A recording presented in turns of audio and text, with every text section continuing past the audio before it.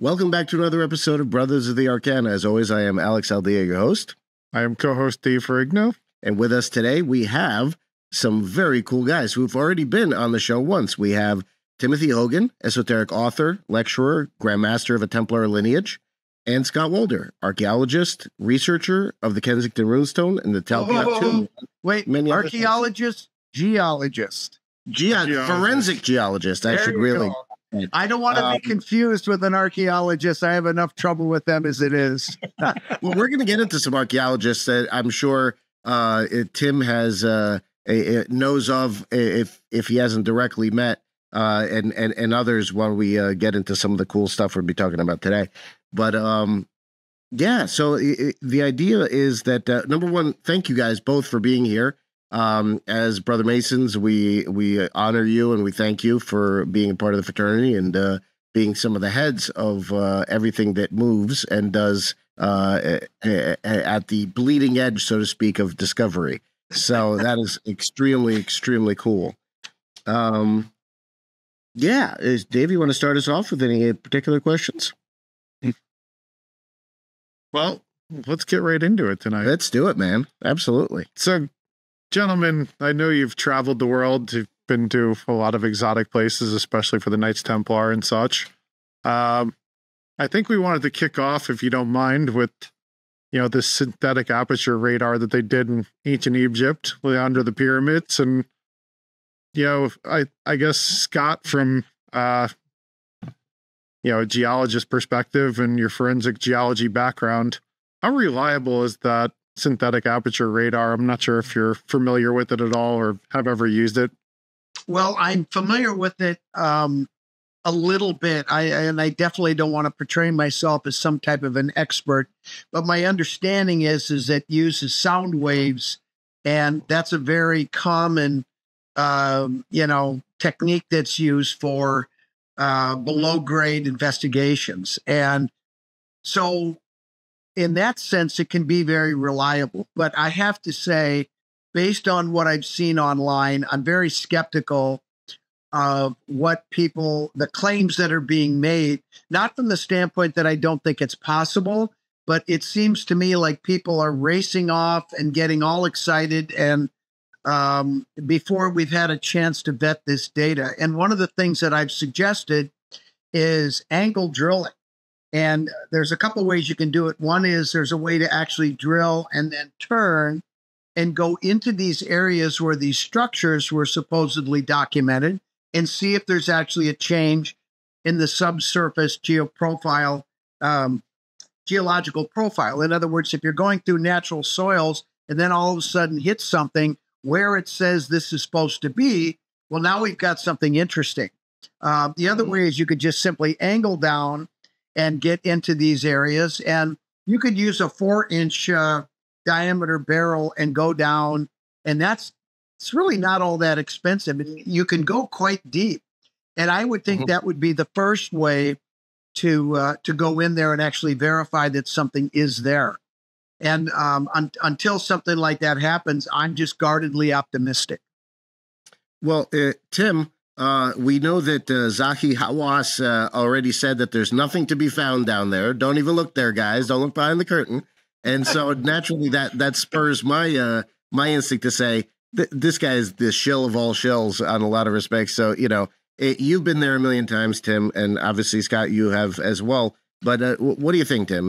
Do you give this thing any credence? I give it some credence. They've had over 200 scans at this point from different angles, and the same data is showing up. And they've also tested it on some other structures where it's worked. So I think there's something to it. I'm going to be meeting with the scientists. Actually, Scott and I will both be meeting with them. They're going to be at the Cosmic Summit with us in North Carolina in a few weeks. So if for anyone out there that's interested in hearing it directly from the scientists themselves, come to the Cosmic Summit June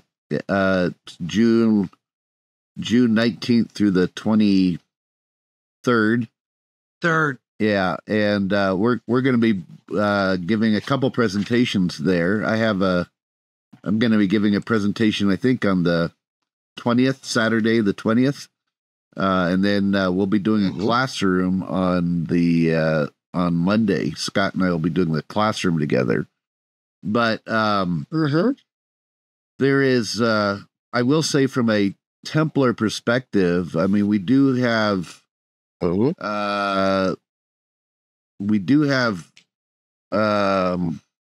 diagrams, literally, of early excavations under the Giza Plateau by the order. And yes, that whole, I can say, not only under Giza, but then there are tunnels that stretch all the way to Saqqara, which is like about 20 miles away.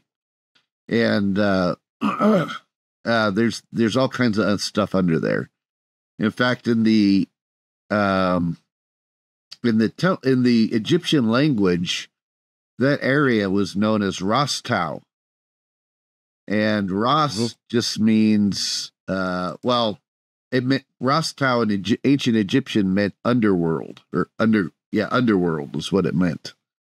When the Templar order first started coming across this area, they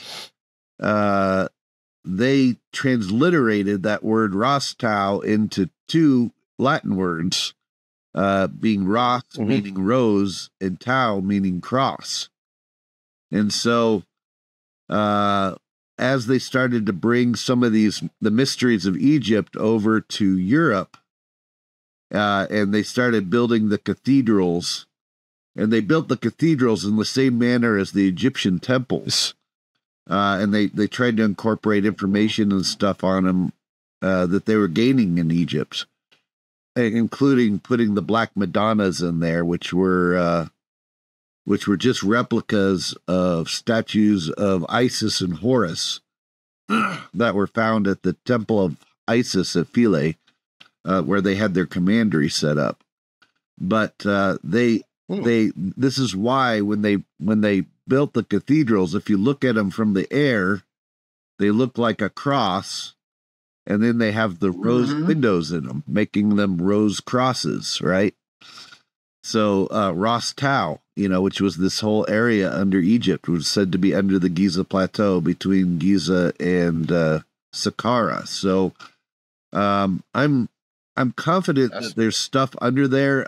When we lead our tours to Egypt, we actually show people where the ceilings are of the secret tunnels that go under the Giza Plateau, so you can, and we show where some of the tunnels actually are, so that you can.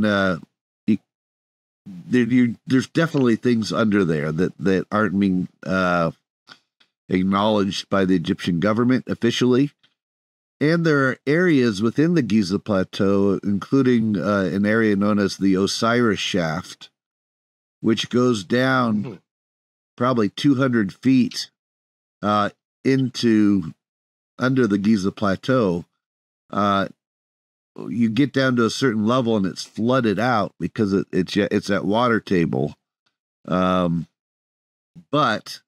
that doesn't mean that whole area is flooded out. And you can tell, even as you go down in that Osiris shaft, that it's leading to other things that are underground. So, now the scientists are talking about stuff that's going down, over a mile underground, which I mean that's a huge amount of distance, and if indeed that is under there, which it appears to be. I mean, there's something that they're reading that, on the one hand, it's going to rechange.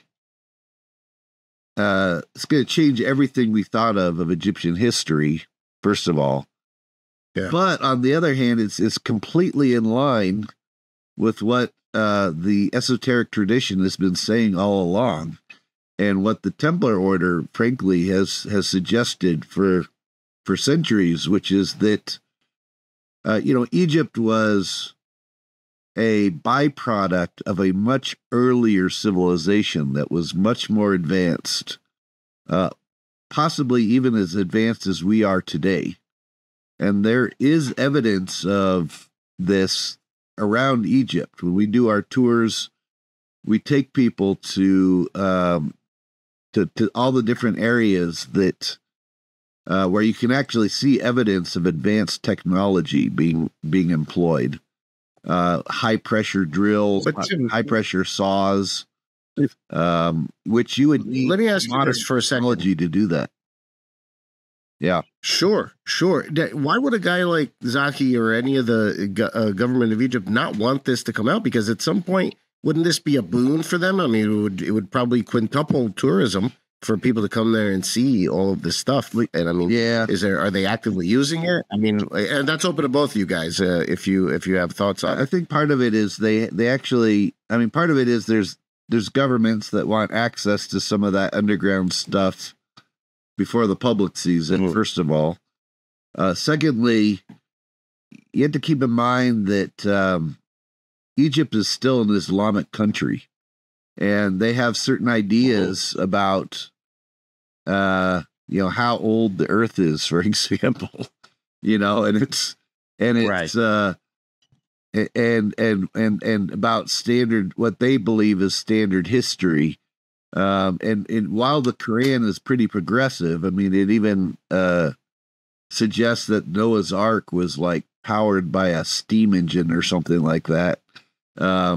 It's still like not talking about this level of technology, and a case can be made, even though there are passages within the Bible that suggest that there was a previous advanced civilization that got destroyed prior to Genesis. Even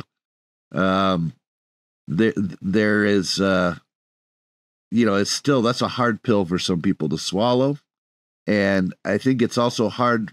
Governments don't want people to think that we could have been just as advanced as we are today at one point in time and got wiped out. Because that implies it could happen again, right?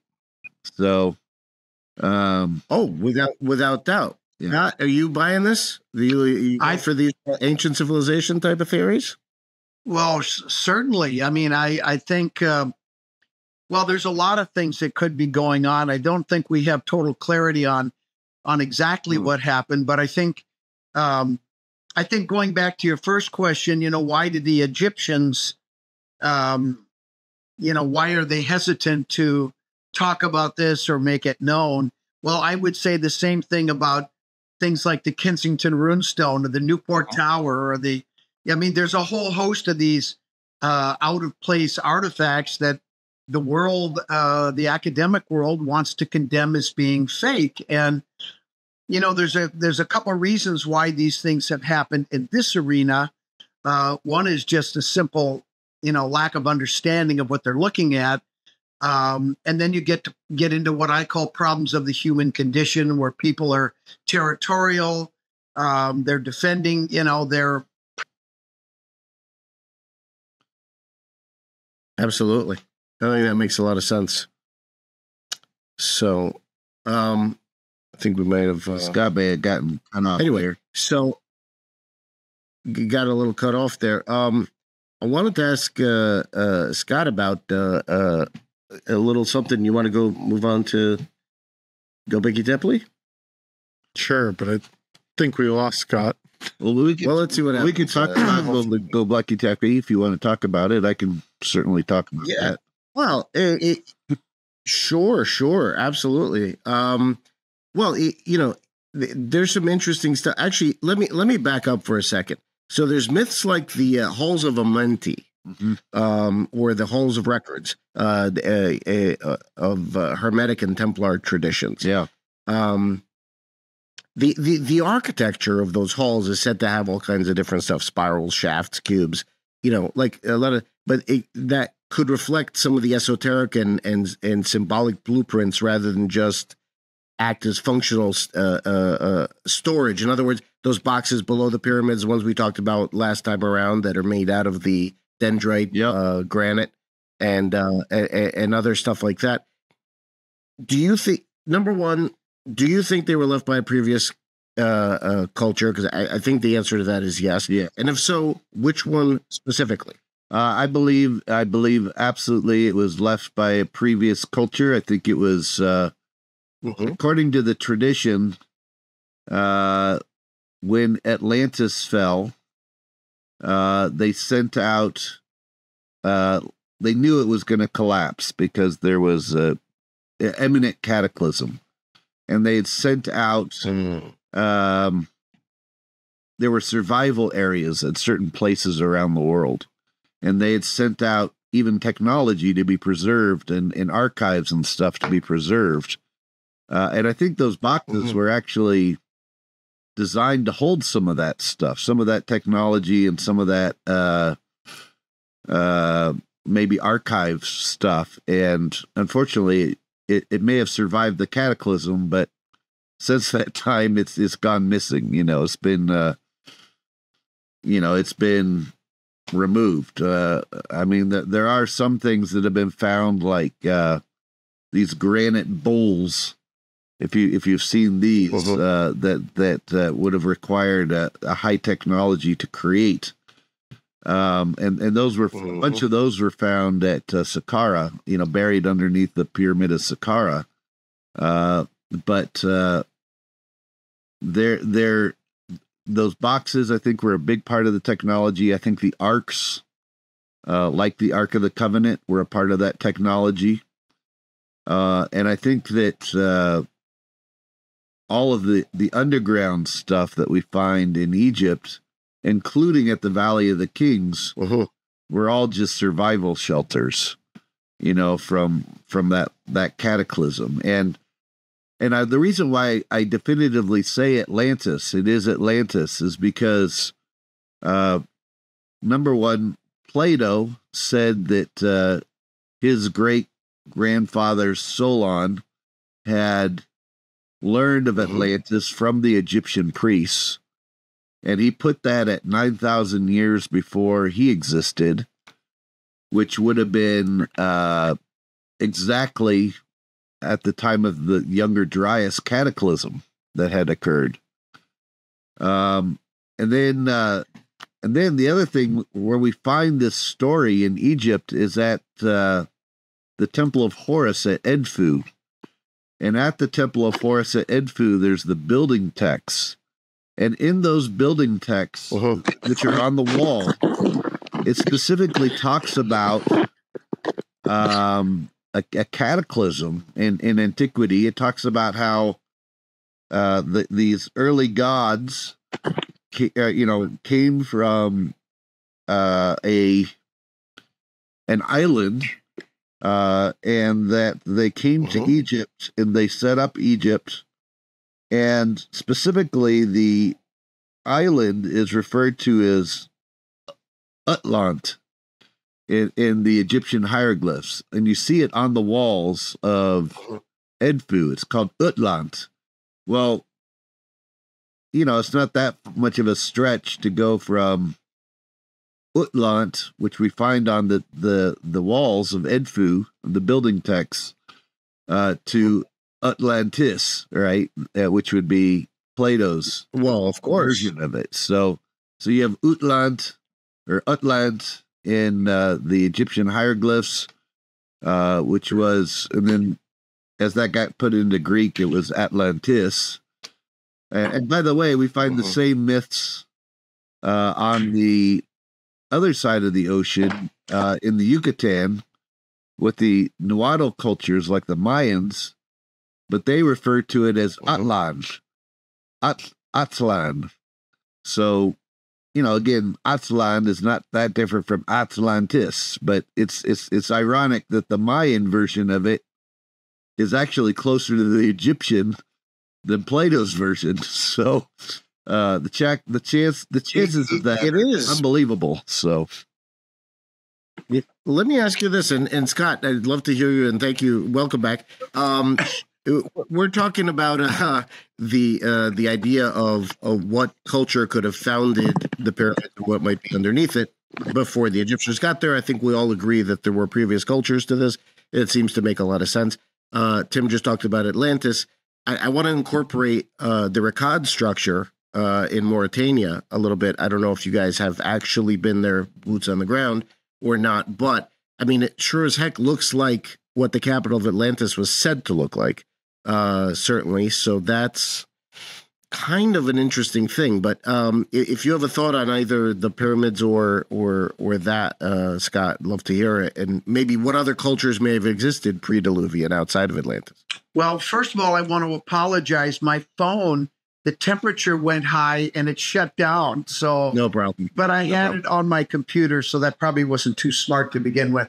Well, I think, the bottom line for me is I think right now is such an exciting time to be alive, an exciting time for all of this new research and these discoveries to be happening, because it seems like there's just one after another that's coming that's absolutely blowing up the narrative that we all thought we understood, at least historically. And we're finding out now that the real story is much different. I feel a little bit of vindication because of all the things we talked about on America on Earth. I always told people, look, I'm open to anything. Just you have to show me the evidence and get me going, and then we'll talk. And that seems to be what's happening.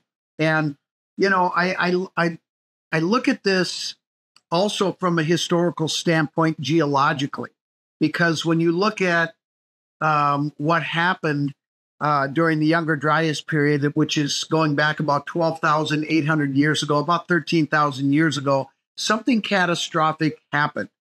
And there's a lot of debate that's going on right now about what that catastrophic event was. But we know that it did a couple of things that absolutely changed the course of humanity. One is it caused the continental glaciers, the continental ice sheets that covered a big part of North America, and of course, Antarctica. But those things underwent a sudden and rapid disintegration. They melted over a relatively short period of time, and they raised sea level 300 to 400 feet. Well, if you go back to the time pre-Younger Dryas, about 13, 14, 15,000 years ago, as Tim was saying, there was a high culture that existed. There's no question about that. You look at places like Göbekli Tepe, that they have found evidence was covered up just prior to the Younger Dryas. So what that tells me, and I think should tell all of us, is that people knew that something catastrophic was coming. And I think Tim alluded to the fact that, those who do not learn from the past are destined to repeat it. If something catastrophic happened then that caused a near obliteration of humanity, we know that a lot of people did survive underground, and that we are the survivors of that high culture that existed prior to this catastrophic event. But in addition to that, when you had the sea level rise of 300 to 400 feet, you're going to displace the population worldwide, because that's where the bulk of the people lived, was along the coastlines, because that's where the food is. So that is why we have these, flood stories in just about every ancient culture that you can imagine that wrote down their history. And this is the common event that they all share that happened at the same time and has been interpreted differently. But there's no question, at least in my mind, that this is the basic story of what happened. And if it's true that Göbekli Tepe was covered up because they knew something was going to happen, the obvious reason is because humanity had already experienced that.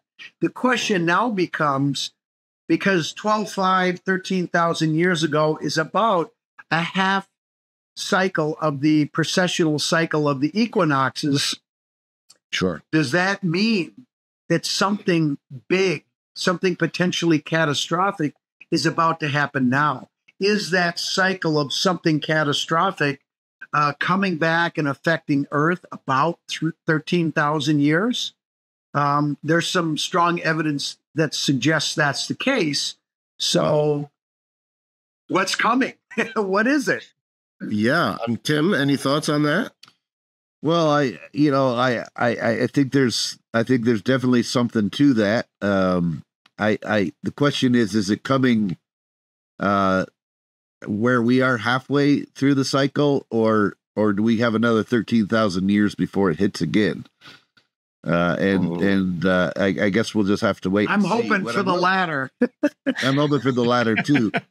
What I will say is, though, is one of the, just as the Templar order was set up to, amongst other things, go out and retrieve the artifacts and the knowledge of this previous civilization, with the hopes of being able to use it to get Europe out of the Dark Ages, which it did. It brought about the Renaissance, some of this knowledge. But then, then the second part of the mission was to create a new Atlantis, right?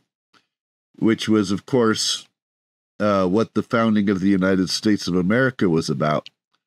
But also tied into that was one of the expressions that came out of the Templar order, which plays in heavily with all of this, is the creation of Freemasonry itself.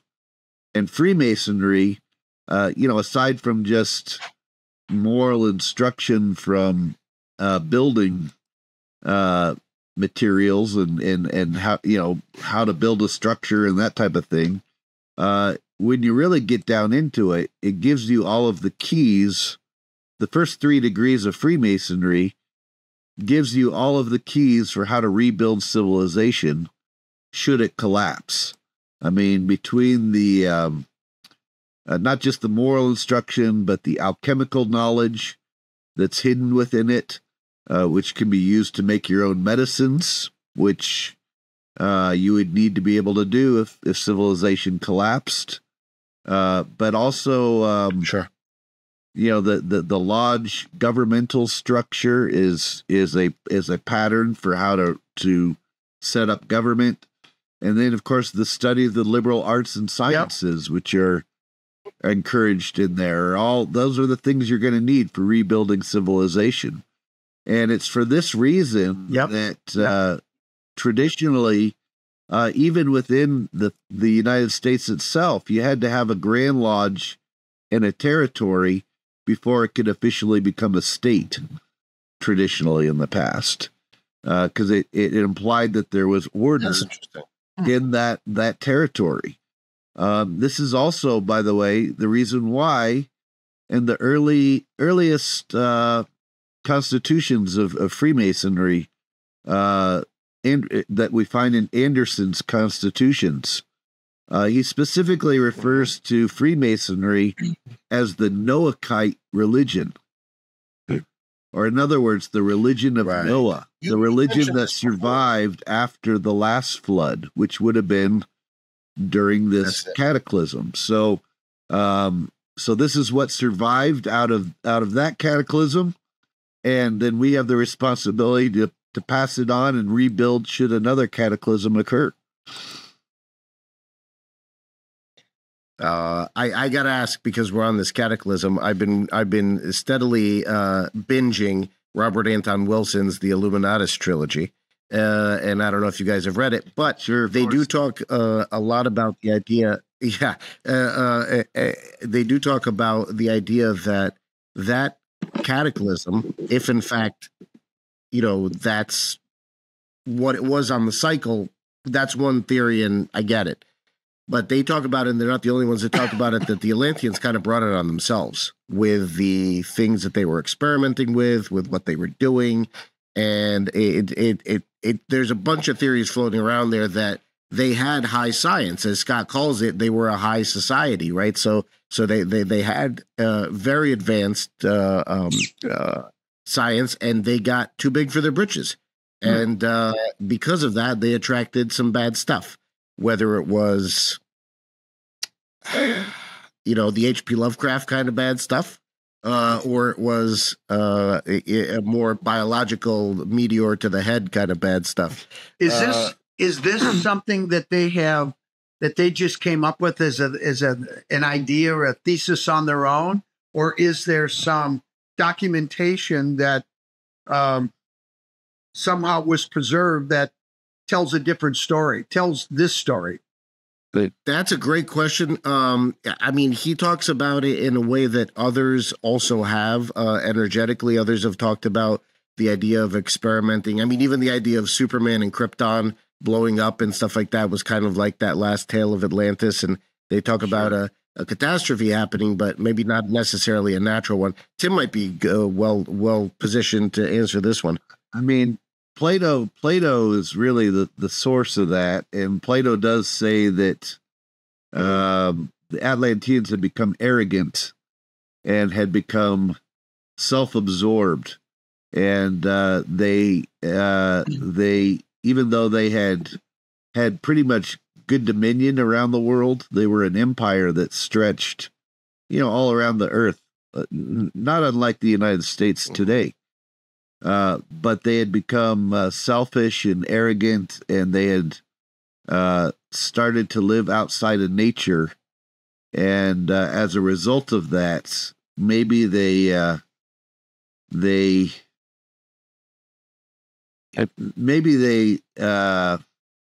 natural cataclysm was coming anyways, it seems like, but that they were so self-absorbed that they weren't able to do much about it other than at the last minute try to preserve elements of their civilization and other areas before it completely got wiped out.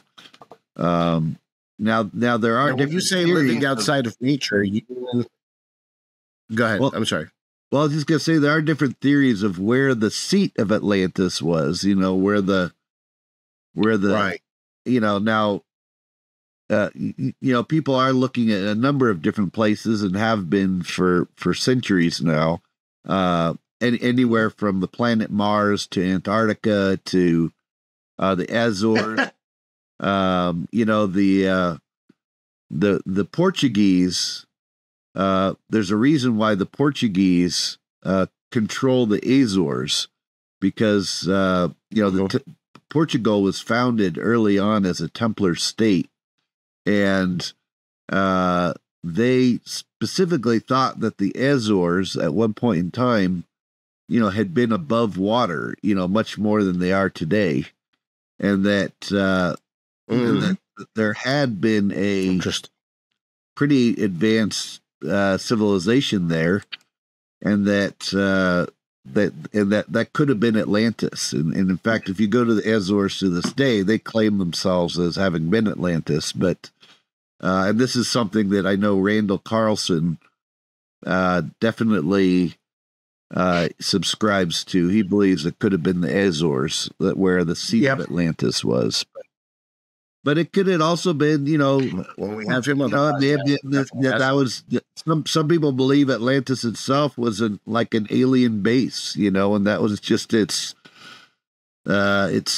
main seat on Earth, and then it kind of spread out from there and set up other places too. So it'd be like today, if civilization collapsed today, you'd find evidence of English pretty much everywhere in the world. I mean, like you go to Japan, the street signs are in English. You go to most places, at least, and if nothing else, the Roman language, the Roman letters are used everywhere in the world now. So, they would be debating if civilization collapsed today, 12,000 years from now, they would be debating where the United States of America was, because the English, or where England was, based on, because this English language can be found all over the world, So I think it's kind of a similar thing with Atlantis. So, Scott, you had a point you wanted to make? Well, I did. There's a few things that popped into my head as Tim was talking about,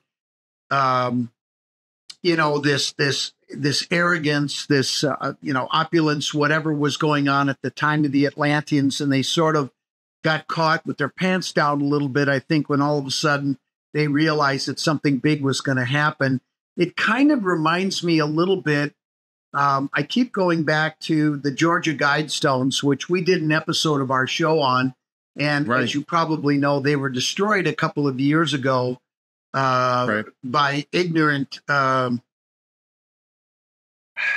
my ignorance, just leave it at that. I know more than I'm going to say right now. But in many ways, I find it to be a metaphor of what happened in the past as maybe something catastrophic that could be coming. And if you read the 10 Commandments on the Georgia Guidestones, I think anybody with a reasonable mind would look at those 10 Commandments and go, "Wow, that's I can appreciate that." I mean, nobody would have, I think, any philosophical or personal grudge with any of those. The one that drove people crazy and really was the impetus for their destruction was the recommendation that the world population stay at around 500 million. Now, what was particularly frustrating for me is that I don't think people understood the context of what the Georgia Guidestones were all about.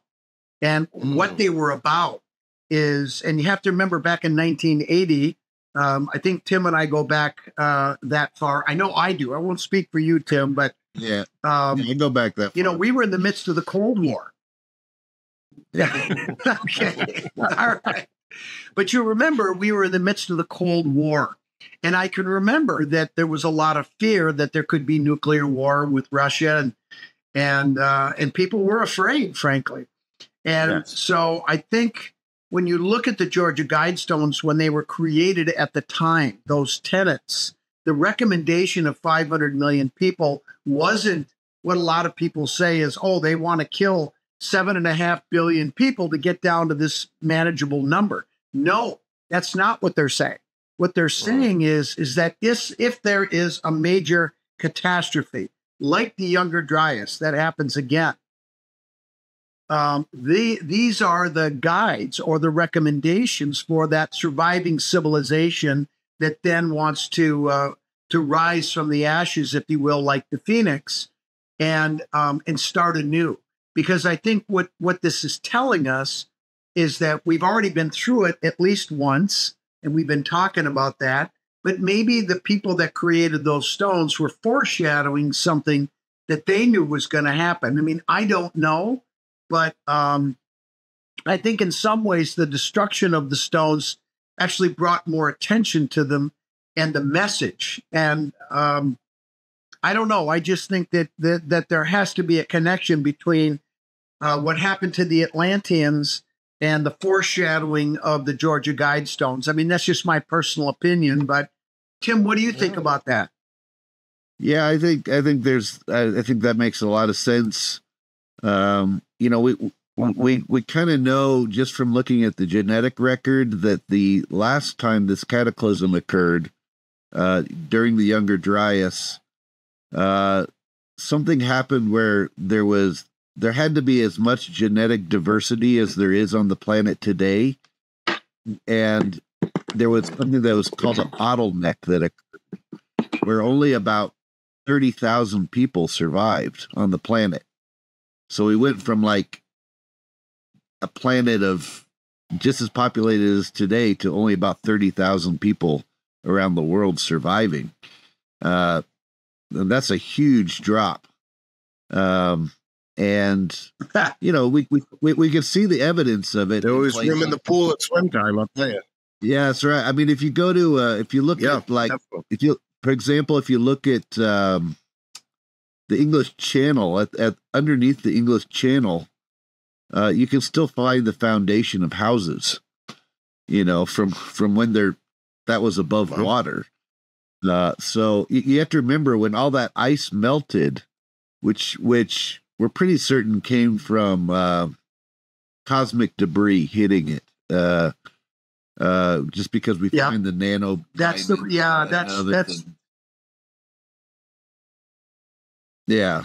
that's more the geology. I thought it was greenhouse gases. Yeah, but it suggests. No, I think it was either. Yeah. Oh, go ahead, Tim. I'm sorry. I was just going to say that it was either a large meteorite impact that maybe broke up into several meteorites, or possibly even a comet, which would have probably backed into the Earth and been catastrophic and triggered the disintegration of the ice sheets. I think it was, in my opinion, it was something extraterrestrial for sure. That's interesting. Yeah. And this is not to preclude the Tim, fact. finish your thought, please. Well, I was just going to say, you have to remember that like Greenland and Iceland and Ireland and England and Europe were all connected above water at that time, you know. So when the sea levels rose, that's what separated all those areas. It's what also expanded the Mediterranean Sea. It's what formed the Great Lakes in North America. I mean, it caused massive change. I mean, we're talking like 3 miles of ice that all melted within like 20, 30 years. I mean, like a super fast period of time. Wow. And over the North American ice shelf. So now, you know, I used to work for the space labs up in Boulder, Colorado. And one of the things we also studied was solar flares. And I know Robert Schoch he's under the opinion that a solar flare may have caused some of that. And I can say that if we were going into a portion of the galaxy, for example, that had a lot of cosmic debris in it, not only could that hit the Earth and affect it in the ways we were just talking about, but it could also go into the sun. And the more debris that's going into the sun just creates more fuel for massive solar flares. So it could be that both happened, you know. I mean, it doesn't have to be one or the other. But I do think the majority of the melting probably originally came from bombardments on the Earth, just because we find the nanodiamonds and stuff that we would expect to find from that type of impact. So, wow. Okay, so with so much being destroyed, you know, from the pre-Diluvian civilization, what would you guys think or posit that, how did they know this was incoming? Because clearly it seems like there's remnants all over the world that they were prepared for it, right? Well, I think the reason is that it had happened before, and probably multiple times. I think what probably, at least this is my sort of working idea right now, is that there is a say a debris field in space that has its own orbit that is maybe 26,000 or 13,000 years in length, and that our solar system just happens to intersect with this huge meteorite, whatever it might be, on a regular basis. So it seems to me that because there was some type of foreshadow, whether they had lived through it and there was a historical record of it, is unclear. But I got to believe if something that catastrophic happened once, it would have been documented. Just because we don't have record of it now doesn't mean record of it didn't exist. So, and the Atlanteans knew that this was going to happen, and they prepared for it. Like Tim said, unfortunately, only about 30,000 of what may have been, 7 or 8 billion people prior to that time all died. But I think it's important that we pay attention to this and try to understand, is this part of a bigger cycle and what that cycle is, because maybe we're teed up for disaster here that's coming sooner than we realize.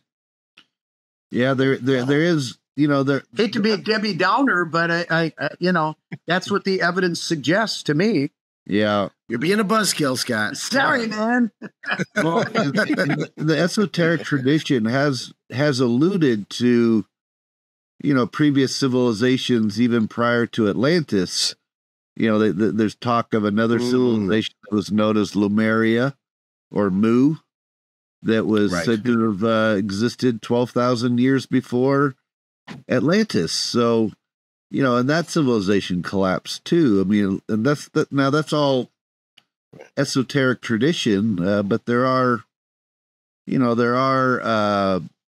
shall we say, archives in places like Tibet and even Egypt that have suggested that there are cycles to these things. And even the Greeks themselves alluded to the fact that the sinking of Atlantis was part of a cycle that occurs regularly on the planet. So, it's Tim, there's a theory of absolutely. There's a theory, and one of them is the Tuathadanan, or Tuathadan, that were the original inhabitants of the Emerald Isle. When the new guys came in, whether it was the Saxons or whoever it was, a sort of a conquering race, these guys said, all right, take it, we're out of here. And they turned into the raindrops and disappeared. So, and you hear about the other ideas, other cultures, other civilizations that live alongside us, but not with us, at least not on this plane of existence, whether it's Shangri-La or any of those other possibilities. And I hate to be fanciful with a scientist like Scott, but, it's an interesting idea. And it is, to some extent, very interesting when it comes to science, because quantum entanglement and quantum physics, I should say, and dealing with the idea of other levels of reality that we can't see with the naked eye, and how those things could potentially, if a civilization's large enough where Atlantis, or at least remnants of it, might exist in pocket dimensions, might exist in other things like that. Any thoughts on that, guys? Well, I mean, I'm open to anything as long as there's good hard evidence and science behind it. And the whole idea that there could be other dimensions that, people could be living in, or they could exist in, that we can't see. I'm definitely open to that. I mean, one of the questions that I think about is, what happens when we die, right? There's this soul inside of us. There's this entity, this intelligence, these emotions, all this stuff. What happens to that? When we leave this physical body? And it just seems to me that it's not a good enough explanation for me to just say that it all ends and it just goes out there. There's all kinds of different ideas that people have, reincarnation. Some people I've heard talk about your soul will go into one of these other dimensions and exist there, and could potentially even be in the same room with your loved ones. They just can't see you. But I mean, I don't know. I don't know what the answer is, but I think, even as a scientist, and it's our job to be skeptical and make sure that there's solid evidence to support an idea or a theory, I think you also have to be open-minded and realize that just because you don't have all the information to draw a conclusion like there's other dimensions like that, you still have to be open-minded to it. And frankly, I think it's an exciting idea. And once we learn more about it, which I suspect we will, we're going to learn some pretty interesting things that are going to change our worldview. That's for sure. Yeah, I figured. Now, Scott, you're very brave to say that you don't know much about it, but you know who does know? Tim. Tim, tell us all about it. What exists on the other side of the rainbow? I mean, I was gonna make a comment about the Tuatha which sure. Of course, they were, this fairy realm, which was said to be the fairy realm, and correct. In the earliest descriptions of these fairies, they weren't little winged sylphs that fly around. They were actually described as very tall, white people. They had very fair skin, and that's where the word fairy comes from, is from their fair skin. And they were said to be these tall people. In fact, they were even described as being giants, which is kind of interesting. Now, in the Greek myths, there's also talks about the Greeks fighting with the Danan, right? And the Danan were probably also the Tuatha. I mean, it was the same thing. It was just from two different cultures. And that gets into giants and potentially gets into UFOs. I mean, you can take that a number of different places.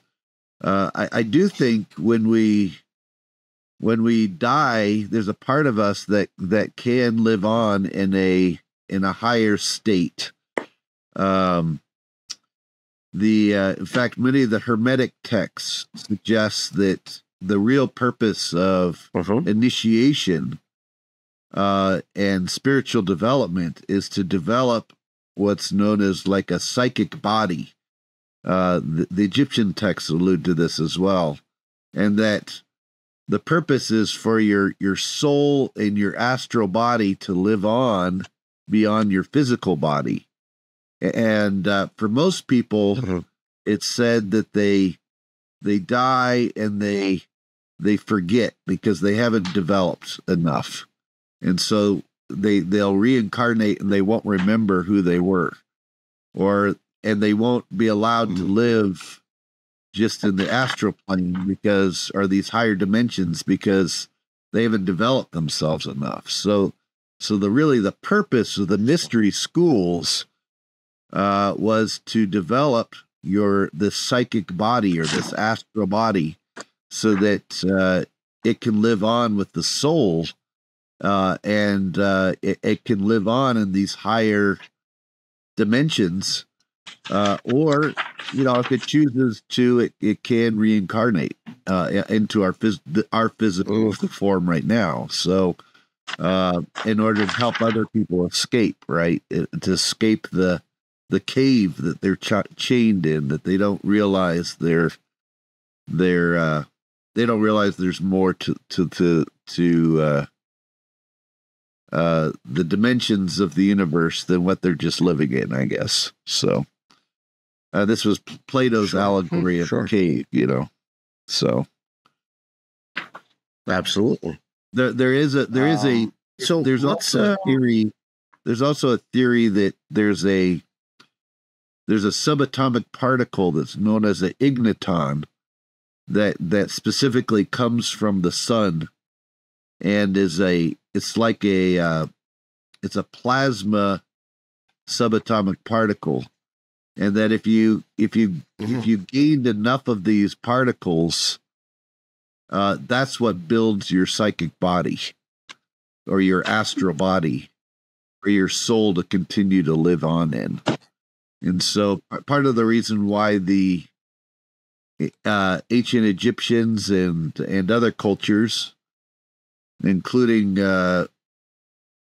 probably the Atlanteans, were so engaged in alchemy, is one of the things that you can create with it is this monoatomic platinum metals, which was referred to mana, like Ormus. in the Bible. Ormus, right?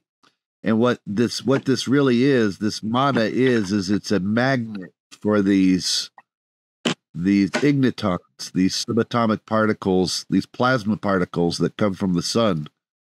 And so by ingesting the monoatomics, what you're really doing is you're creating a magnet for these ignitons to start to build up within the body to create a psychic body that the soul can then unite with in order to live on after the physical body dies.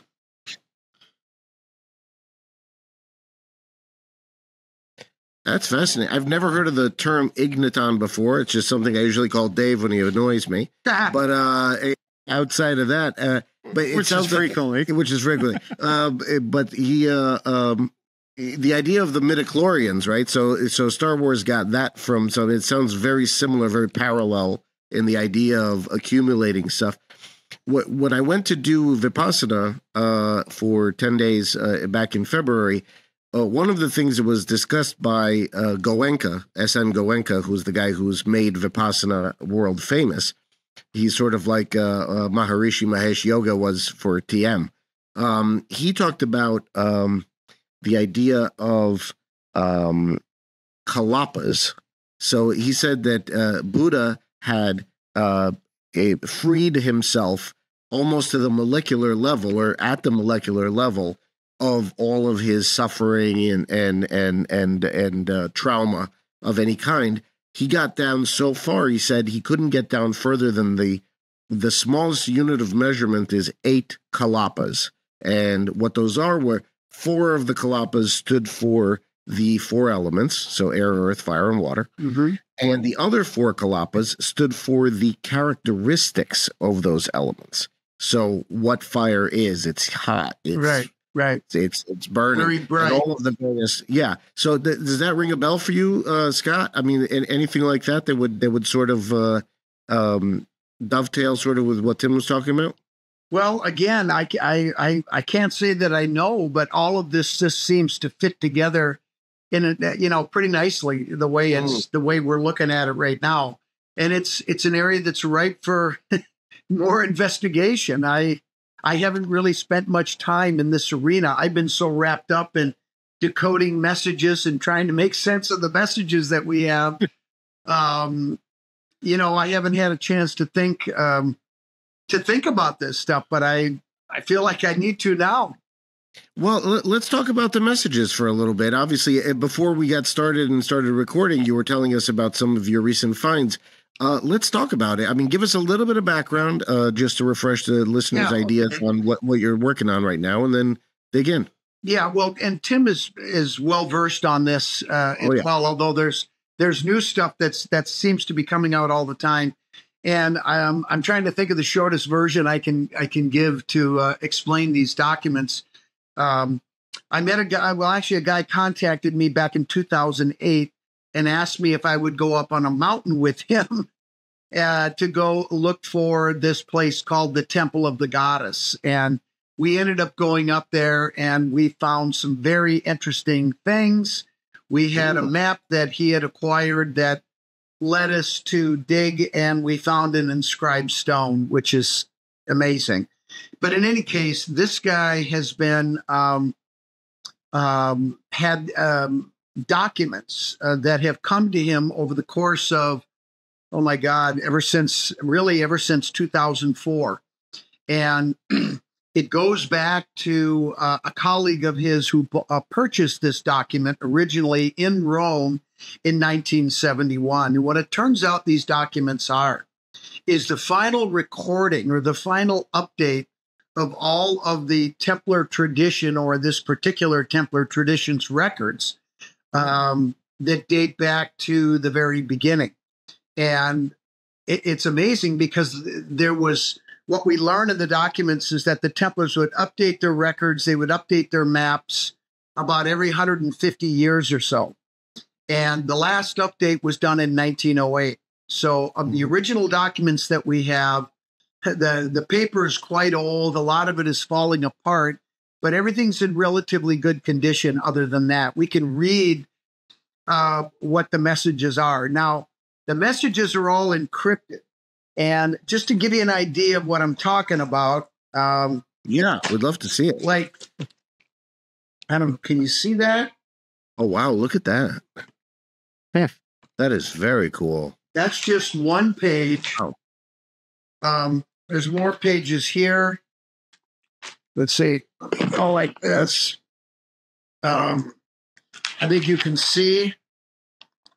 These are lengthy messages. And some of the stuff, let me get a better photo, are invisible messages. Mm-hmm. Do you see the text there? That's a blank sheet of paper, but with UV light, the message comes out. I don't know if you can see it there. Wow. Can you see that? Yeah, we can. Absolutely. Yeah. It's amazing.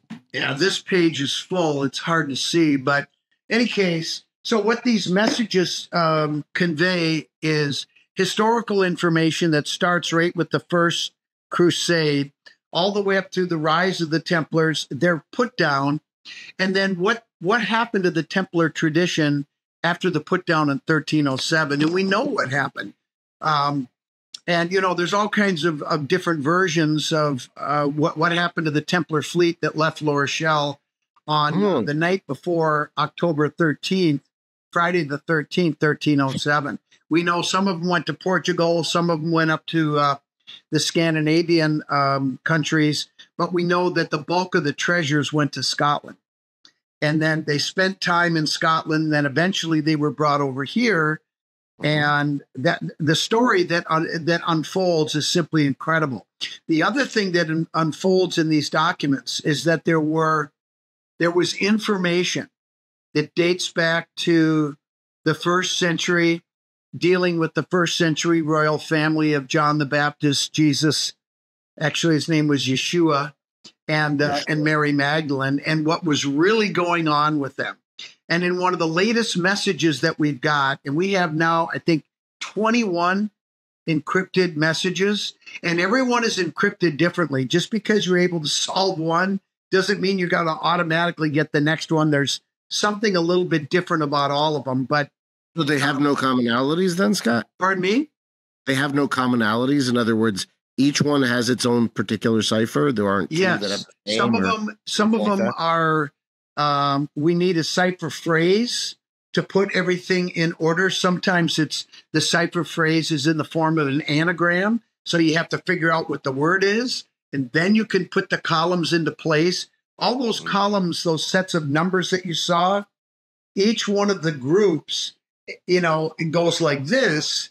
But when you're done figuring out what the symbol means, then you have to align it vertically and then put this one and in the right order to get the message to make sense. And let me tell you something. It sucks.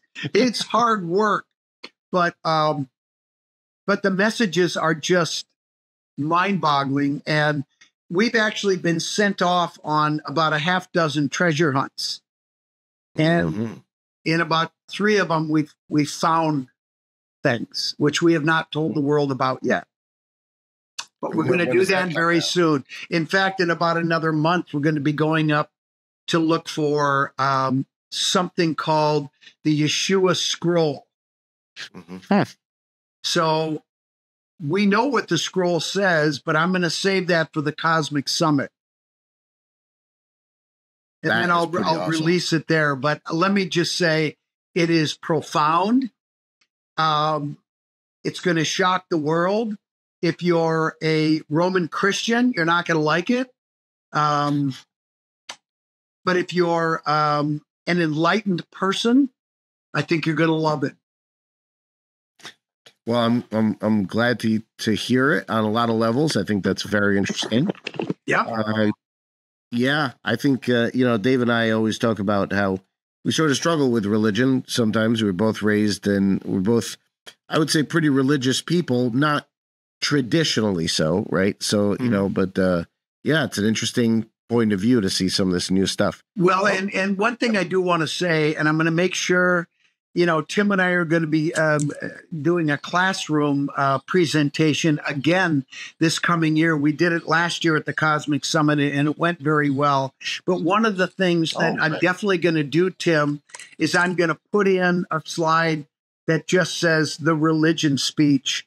And the reason I want to put that in there is I want to make sure that we say to people, look, when you're talking about religion and you're talking about real life and science and facts, they're 2 different discussions. And you really can't mix the 2 because they don't mix. And so what we're going to do is we're going to talk about real life. We're going to talk about what these documents say. And we're not here to try to offend anybody. We're just trying to get to the truth. And so I just want you to know that we're not trying to be offensive. So if you do get offended, it's your own fault going forward. It's on you, buddy, if you're offended. It's on you, man. And so, but I think that's very important to make sure that we define that right from the get-go, because a lot of people that are of a particular faith, they're going to struggle with some of the things that they're going to hear. And that's not what we're trying to do. We're just trying to figure it out and convey the message, and then people can do what they want with it after that. But it will definitely be sensitive to some people. There's no question about that. And at what point, when you're finding this evidence and producing this, do we really need to start rewriting history and chronologically putting it out there? Well, I've been saying that since we did the show America on Earth. And really, in my opinion, in America, in North America, it starts with the Kensington Runestone, which is absolutely 100%. There's no question about it. Absolutely genuine. It's dated to 1362. It was placed as a land claim by the ideological and biological descendants of the Knights Templar. And, you know, it starts there. And that is truly a Masonic document. I mean, when you look at the levels of complexity and the codes that are embedded within it. And, you know, I when I started on this work, I didn't know what the runestone was. I didn't know what Freemasonry was. I didn't know anything. Now, this is 25 years ago. And this stone has led me on this fantastic journey that I could never have imagined. And we're standing on the precipice right now of this huge deluge, this great flood, if you will, of information that the world does not know about. It goes back to Atlantis. It talks about, you know, the Younger Dryas. But I think really you got to start with things that are hard, factual, no question about it, artifacts like the runestone. But the problem with the runestone, and I know this firsthand, is that once you accept it as a genuine artifact, as a real historical document that goes back to the middle of the 14th century in the center of North America, it triggers a series of dominoes to fall.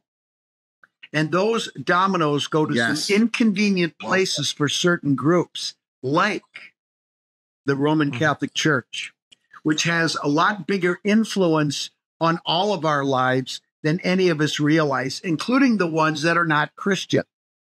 So, but that's we're going to have to rewrite the whole America, damn thing, guys. Let's start with the runestone. Right. So in America, you really don't have a lot of Catholics. They're not a big segment of the population, but they do give most of the money in the world to the Catholic Church. Out of that. You have to remember that the Roman Church is the largest land holder in the world. Number one. Yes. So, I mean, most people just think of the Vatican, you know, but really, the Vatican Church is the largest landholder in the world. And the other thing you have to remember, too, is they've controlled a large portion of the narrative because they've also donated a lot of money to things like the Smithsonian, for example. And so therefore, you know, the Smithsonian's narrative is going to be somewhat controlled by that. And, you know, I'm not trying to criticize the Roman Church, but let's face it. I mean, they've even the narrative surrounding the Templars themselves. I mean, this standard narrative that you hear amongst historians saying that the Templar order ceased to exist after the burning of the stake of Jacques de Molay, right? That's the standard. That's the standard narrative you hear. Well, it ceased to exist under Roman Catholic rule at that point. But that doesn't mean it ceased to exist, but because they control the narrative, that's what people think. And so when Scott and I and others Templar researchers come out and say, well, actually, you know, the Templar order existed prior to the Roman Church, and it existed after the suppression by the Roman Church. To this very day, I might add, brother. Yeah, that's right. Absolutely. That's exactly right. So it's new history to most people, but to people who've been involved in this work, I mean, there are records going back, I mean, to 1057 of really, actually, I mean, the Templar order itself was secretly founded as early as 1096, but it came out of another order that had been founded in 1057 in Greece. And so, you know, we have all these records, and to us, you know, we can very clearly show how the order survived underground and how it redefined itself in things like Freemasonry, and created things like Freemasonry to exist in. Because you have to remember when the order was suppressed in 1307, there were only certain people that were allowed to travel wherever they wanted to throughout Europe. Most people had to stay in their territories, and the only people that were allowed to just travel were groups like the Templars, who only had to answer to the Pope, and stonemason guilds, many of which were under the Templar order. I mean, all you have to do is look at the Templar rule, and it talks about how the only people that were allowed to wear gloves within the Templar order were those that were administering communion, the priests of the Templar order, and the stonemasons within the Templar order. And that's according to the Templar rule. And the Templars built over 1,000 Gothic structures around Europe between 1118 and 1307. And so, it was very easy for them then to hide as stonemasons when they got suppressed as one of the things, because that still allowed them to travel places. And, Right. And they survived in other forms in other areas, like in Portugal, they just changed their name to the Knights of Christ.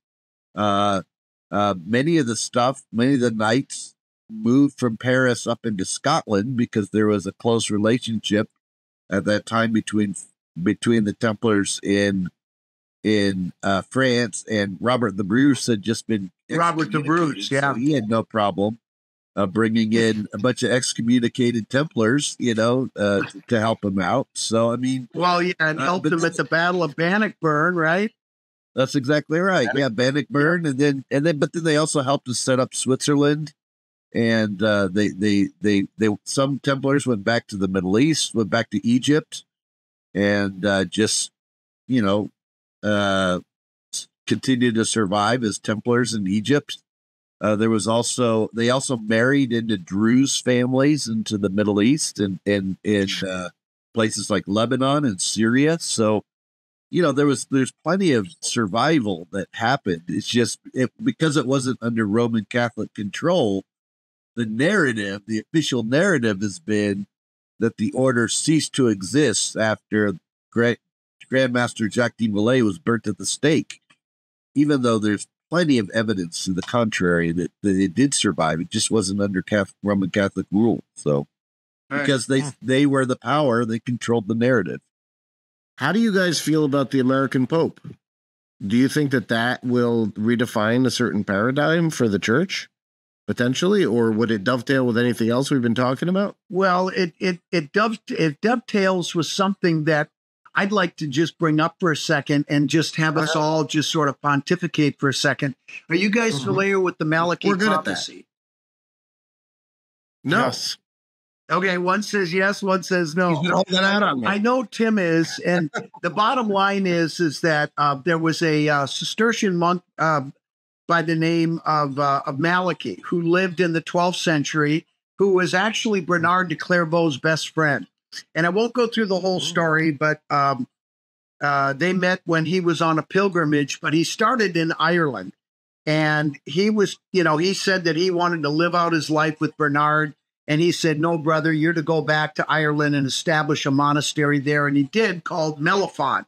What's interesting about Mellifont is on their lands, or on their granges, they called it, is a megalithic site called Newgrange. Have you ever heard of Newgrange? I have learned. It's freaking amazing. And what's also interesting is the Cistercians are on record of having dug inside this structure, and why and what they were doing, I guess we can only speculate. But getting back to Malachi, back in the mid-12th century, he made a prophecy, and he said this.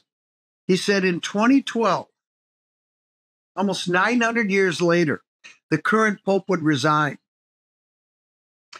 He also said that the new pope would not be from the old world, he would be from the new world. Mm-hmm. Francis was from Argentina. Right. And the third thing he said was, and he will be the last pope. Right. Well, that didn't happen. So, but I will say this, Brother Francis was very progressive. I think he was a breath of fresh air for a lot of Christians. And I think he did a lot of good work in general. And I think this new guy who's from Chicago is continuing on in that tradition. I wouldn't be surprised at all if he had affiliations with maybe a Templar order. Who knows? I'll let Tim pick up on that. Well, I would just, Grand Master, go ahead. It is interesting that he it shows the name of Leo. Of course, the other Pope Leos in the past, including Pope Leo X, was the one who he did come from a Templar family, and that's the reason why he worked with Leonardo da Vinci, as Scott and I discussed in our Gaia episode, our Gaia series, Mysteries of the Knights Templar. Yeah. It was really under Pope Leo X that Leonardo da Vinci worked to create the Shroud of Turin, as a little miracle for the church, and to get the Charnay family. Geoffrey de Charnay was the one who was burnt at the stake with Jacques de Molay, and so by allowing the Charnay family to reveal the shroud, it kind of allowed them to save face, in religiously speaking, in Europe at the time. So the fact that the new pope is also named himself Leo is interesting. Yeah, and he's by the way, progressive. He is progressive, and from a I will say, from a astrological standpoint, every zodiacal age has its religious expression is represented by the age it's going in, but its mystery tradition is always represented by the sign on the exact opposite side of the zodiac. So for example, we've been in the age of Pisces for the last 2,000 years. Well, the exact opposite to that was Virgo, right? Mm-hmm. And this is why the mysteries of Christianity were associated with Virgo, the goddess. And this is also why the Templars built all the cathedrals dedicated to Virgo, or Notre Dame, Our Lady, right? Because that was the mystery. That was the mystery of the current age, which was Pisces for Christianity. We're moving into the age of Aquarius right now. Well, the mystery, which would be on the exact opposite side of the zodiac, was Leo, right? So, that could be part of the reason why he chose that name Leo as well, because I'm certain that's the reason. Well, so let me talk about Christian mysteries for a second, if I could, Dave, since you've been holding out on me about the Malachi prophecy. So I will ask this. If you smoke cigars with Tim long enough, some interesting things start to occur. And he starts getting into some pretty out there, esoteric, interesting stuff. One of which is, and I won't mention anyone else that may or may not be on the show, but Dave and I are Martinists. We talked about that on the podcast. We were pretty open about it and what that seems like. Now, you talked about Rosicrucianism. Martinism is the way of the heart, and it is esoteric Christianity. Yes. However, I remember Tim saying at one point when I asked him, so what about all this Illuminati nonsense? These guys started and they're moving on into different things. And Tim said, well, what do you think the Martinists are? And I said, oh, well, that's not something I had considered or thought about. So let's talk about the keepers of esoteric tradition for a second, right? Yeah. So clearly Rosicrucians must be some of them, Martinism or some, Templars or some.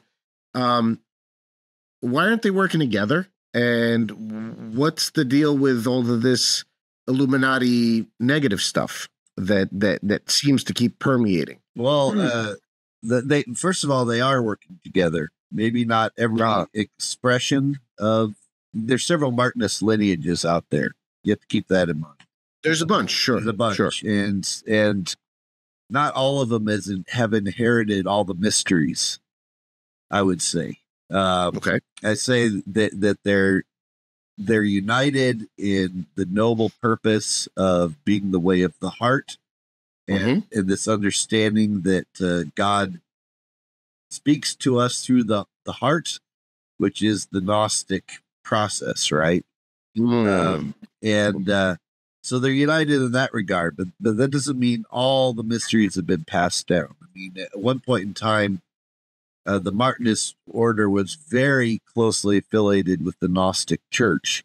In fact, if you were a superior inconnu in Martinism, that was equivalent to being a priest within the Gnostic Church. And now you are a priest in the Gnostic Church. I saw you at the ceremony online, right? I was actually at one point in time I was Archbishop for North America for the Gnostic Templar church line, a Rose-Croix, and also Rose-Croix church line. But it was, and I'm still very much involved in that. And you'll find that all the Gnostic lineages certainly around the United States, but mostly around the world, they do claim a Templar lineage to them. In fact, they even have Templar observance days within their masses throughout the year. Some are very connected, like the Johannite Gnostic Church. But there's others like the Ecclesia Gnostica and the Gnostic Sanctuary and the Old Templar Church.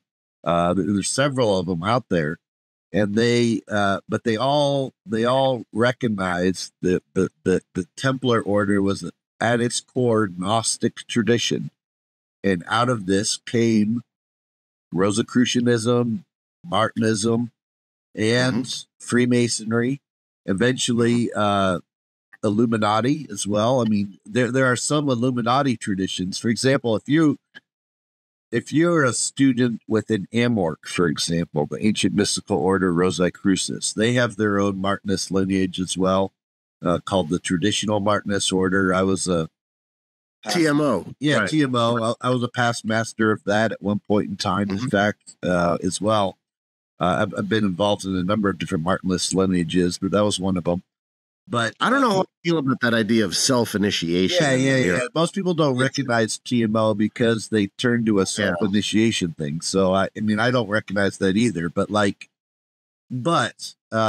within Amorc, at one point in time, they temple initiations were a fundamental part of it. I've received all those temple initiations, and once you're past the 9th degree in Amorc, the 10th, 11th, and 12th degrees of Amorc are the Illuminati degrees. What does that mean? Most people don't know that.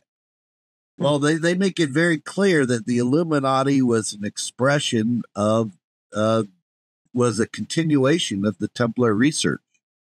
That it was it was recognizing that there are high initiates within all the different world religions, and that they all work together in a greater work to help try to guide humanity towards awakening. Now, that being said, and there are several different Illuminati expressions out there, but that doesn't mean that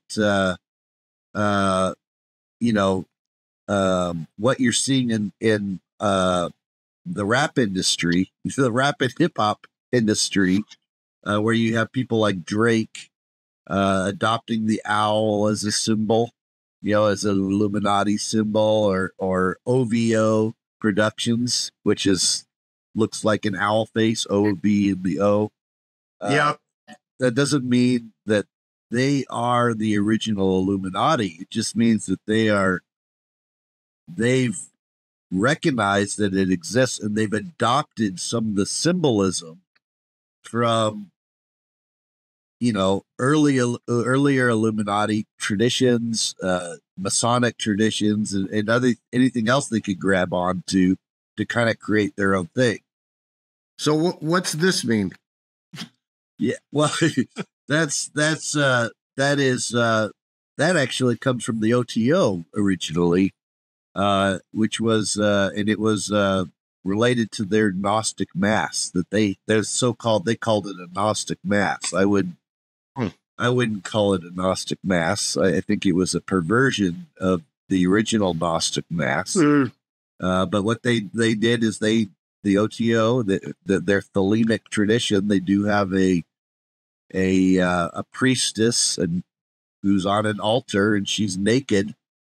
And one of the things that the high priest does towards the middle of the ceremony is he, for lack of a better word, eats her out, right in front of everybody. And it was it was part of their sex magic rituals that they had, and it was part. How does it always get back to sex cults, Tim? Well, that was Crawley's perversion of it. And actually, if you want to know the real how that came about, it's because in old alchemical diagrams they show men and women representing opposites coming together and copulating.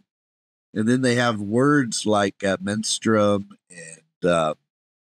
and semen and semen of God and things of these areas. And what happened is, if you haven't really been taught those alchemical mysteries, you're going to look at that and you're going to think it's a sex magic ritual or manual. You know what I mean?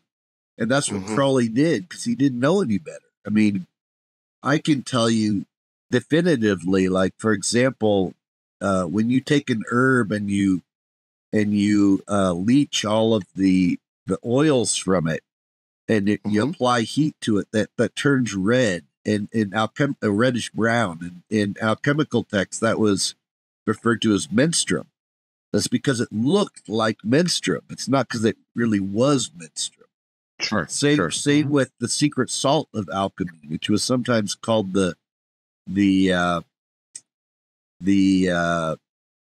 hidden mana, but it was also called the semen of God, and the reason is because it was found in everything, and when you extract it, it looks like semen. I mean, it looks like jizz. You know what I mean? Excuse my. Yes, I do know what you mean. But but that's what it looks like. Speaking of jizz, what's the scientific term? But it doesn't mean that's what it is. The alchemists describe things based on what they looked like. I mean, same with the feces of the experiment. It wasn't actual poop, but you had someone like Crowley who he wasn't initiated far enough to learn what these actual processes were, so he interpreted them literally. And then that's how it becomes sex magic rituals, at that point in time, Yes. Well, not to say that there's not something to that energy, but I don't. There's that was to it. Right, but it wasn't from an alchemical standpoint. It wasn't actually getting menstruum and jizz and putting them in a light cake. You know what I mean? It was about the alchemical process of how do you extract the oils from certain herbs, and how do you extract this mana, this semen of nature, and then combining them and creating this new powerful elixir. And that's what it was really about. But if you didn't know those alchemical operations, you just interpret it literally. I mean, like Crowley did. I mean, he literally at one point in time calcinated down his own poop and fed it to people at a dinner party because he didn't understand what the feces of alchemy was. Well, I mean, wouldn't you do the same thing if given the opportunity? That's what happened. No, I would not do that. That's 2 for and 2 against. Welcome back to the show, folks. We're talking about jizz cakes and it's bakery. Yes, absolutely. Semen soup. Scott? Semen stew. Absolutely. I'm not eating it, but hey, who knows? Anyway, Scott, you're a scientist. What do you think about alchemy? Do you think have you experimented? Have you tried? Oh yeah, we're in there. Do you have any thoughts on alchemy on the whole? Well, I'm not talking about which role I'm talking about, but you know what? I do have something I want to say.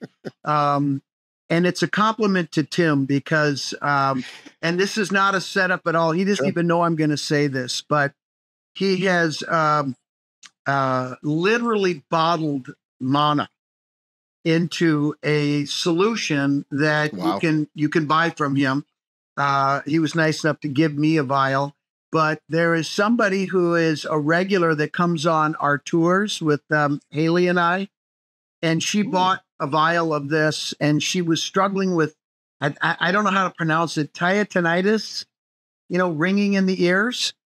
And she contacted me privately, and she said, "Oh my God, I've been using this for," I forget what she said, 3-4 weeks. And she notices that things are a lot better. And she said she's tried everything and nothing's worked.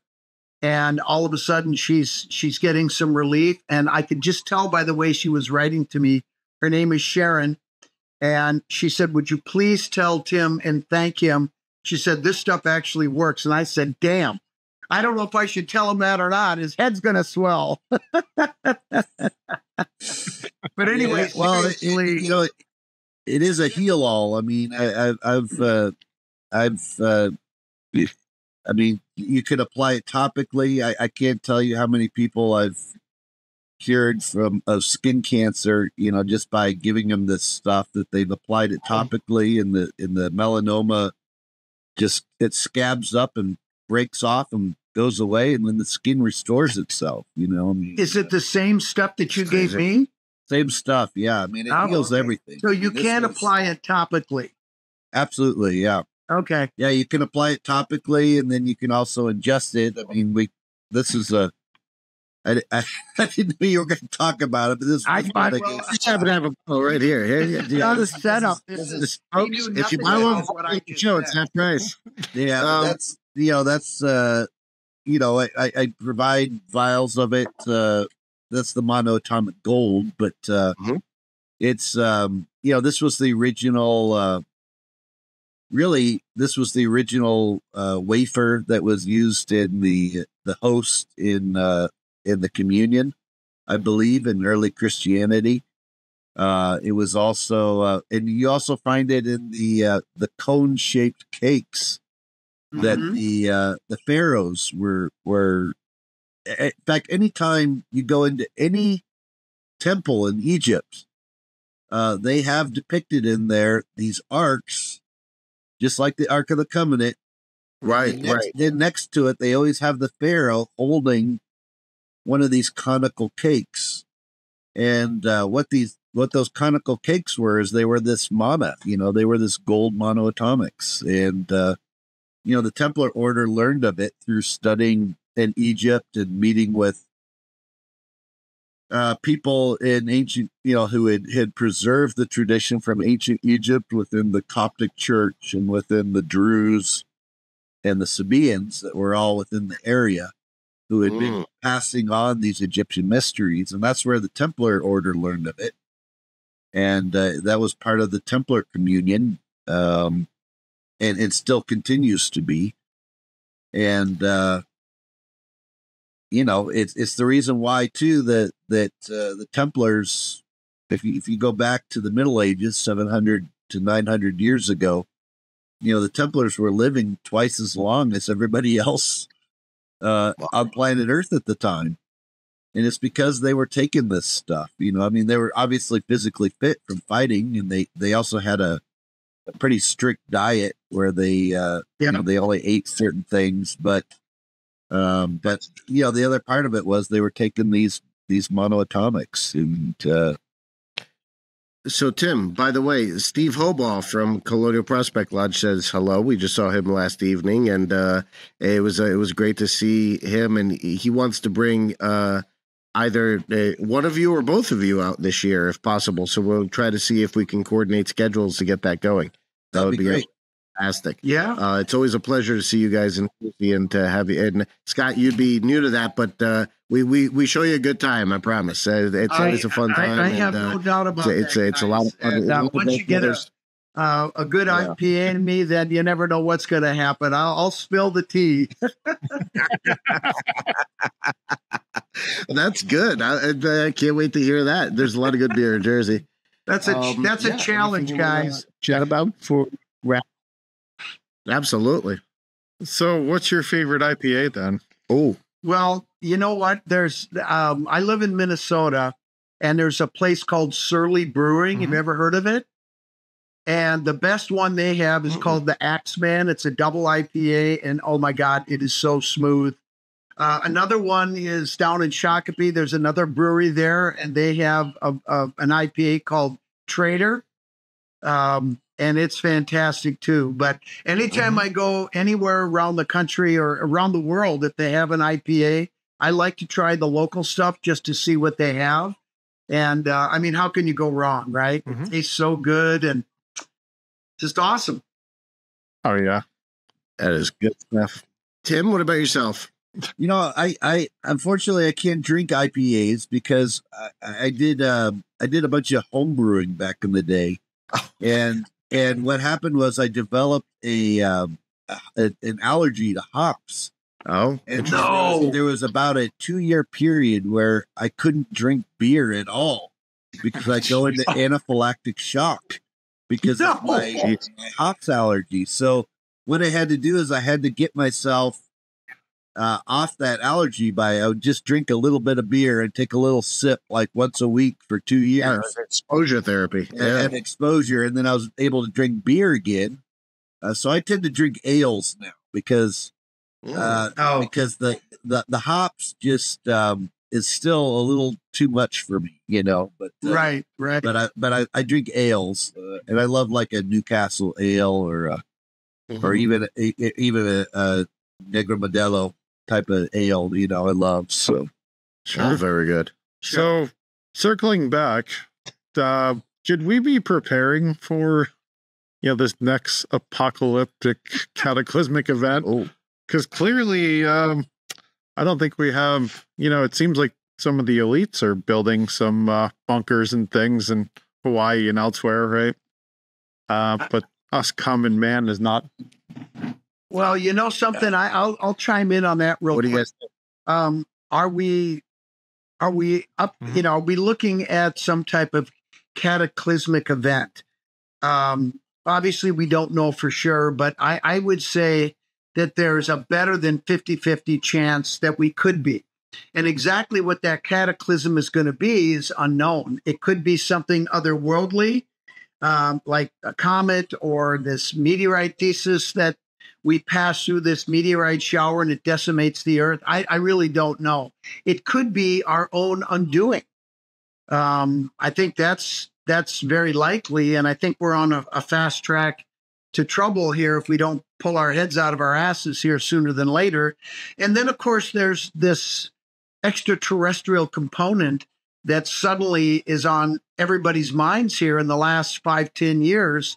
If you would have asked me 15 years ago, what do you think of ETs or extraterrestrials? I would have said, I really don't know.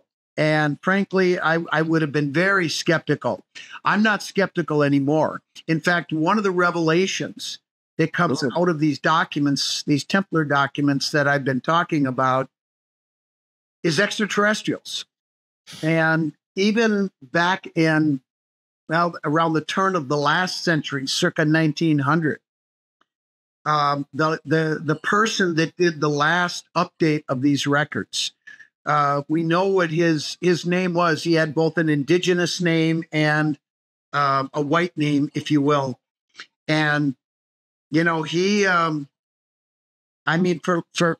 lack of any other better way to say it, he is directed by an extraterrestrial to do certain things. And he does those things. At the time, one of the documents that was kept very closely hidden over here in North America prior to contact, right, was something called the Book of the Wars of the Lord.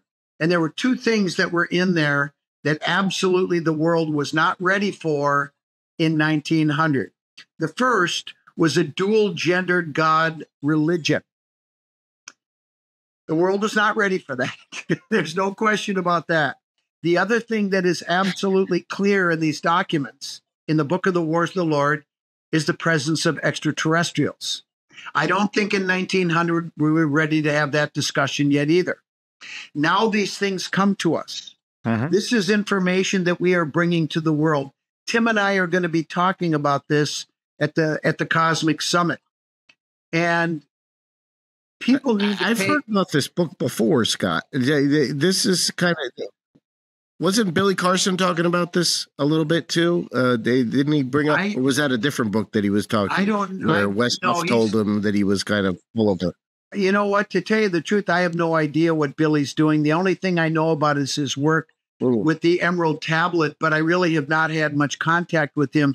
Tim would know better than me, but as far as I know, nobody else has been dealing with this Book of the Wars of the Lord. In fact, if you Google it right now, it'll say that no extant copy is known to exist today. Well, we have two parts of it. And that came to us through these documents, through the Templar tradition.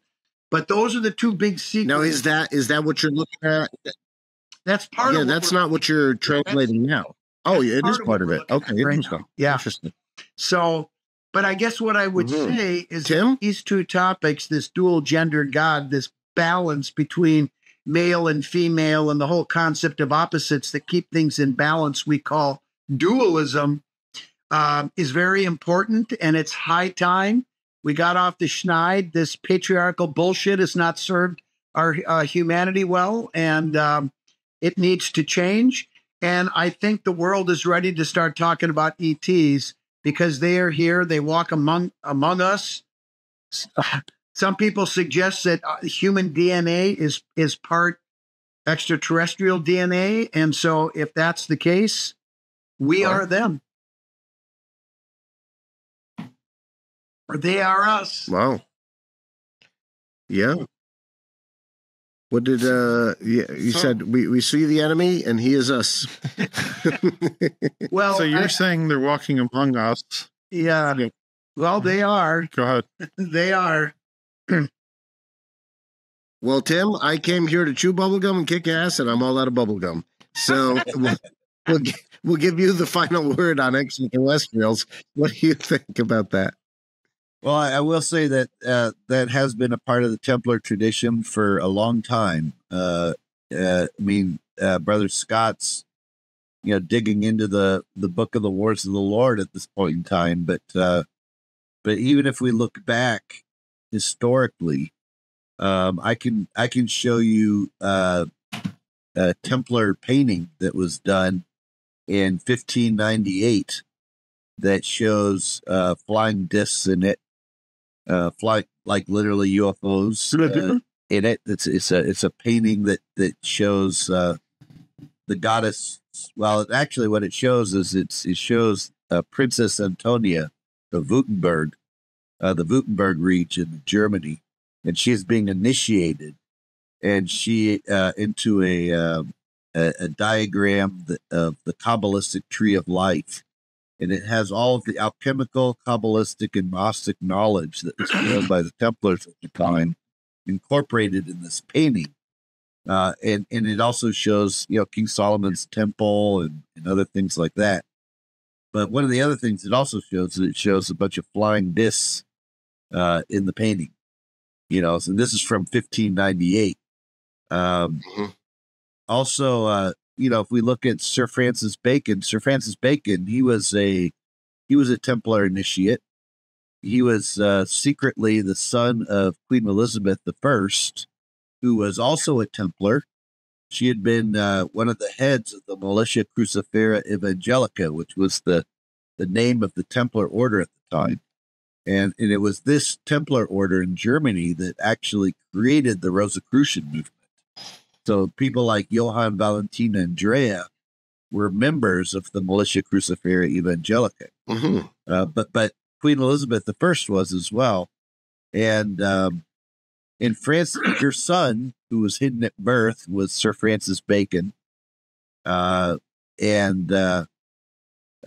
Bacon's book, The New Atlantis, he specifically talks about this island that has all this technology, and nobody knows of its existence, but the people of this island, of course, know the whole world. And there's this boat that shipwrecks at this island. It's kind of like this. Actually, by the way, this is the origin of the story in that television series Lost. Do you remember Lost? Yeah. Oh, sure. There was a plane that crashed on an island, and they find out that this island has all this technology, and this island is connected with places all over the world, but nobody knows of its existence. Well, this comes from Francis Bacon's book, The New Atlantis, where he talks about this island. And on the island is a group known as the College of Solomon. And the head of the College of Solomon is wearing a turban with a Templar cross on it. And the people of the shipwrecked boat, they come onto this island, and the captain of the boat says, was looking around at all the technology and everything they had and said, "Where'd you get all this?" And the head of the island, the head of the College of Solomon says, "Well, it's like this. We were here on this island, and we at one point in time we saw this light that was moving in the sky, and it was almost like a giant cross that was in the sky. And so we rowed our boat out to it, and there was this force field that wouldn't let us get any closer to it, but the light, this cross in the sky, then spit this book out to us. And it was a manual on how to create all these different technologies and medicines and everything else. And so that's what we've been doing. So that's again one of the earliest references to UFO activity. And this is in Francis Bacon's book, The New Atlantis. Oh, how did they deposit that knowledge? Was it just beamed into their minds, in other words? I mean, or they gave them a book? No, they said they gave them a book spit out of the UFO to the people in the boat, and then they took that boat back to the island and started developing it. Now, this then became the outline, like all of the technologies that were described in the New Atlantis, then became the outline for why the Royal Society of Britain was formed. It was formed to develop all of those technologies. Interesting. And that's why people like Elias Ashmole and Jean Theophilus Desagalliers and Robert Morey, these people that were listed as some of the earliest speculative Freemasons. Sure. They were all part of this movement to form the Royal Society, which was based on trying to develop these technologies that were outlined in Francis Bacon's book, The New Atlantis. So, and they all came, they were all part of this Templar movement too, So it's been there for a long time. In more recent years, one of the earliest people to describe seeing a UFO was actually Nicholas Roerich, who he's a theosophist. He was a theosophist, but he was also he was a Templar, and he was the mentor to Franklin Delano Roosevelt, and he was also the mentor to I can't think of his name, Roosevelt's vice president, Henry Wallace, who had also been the Secretary of Agriculture before that.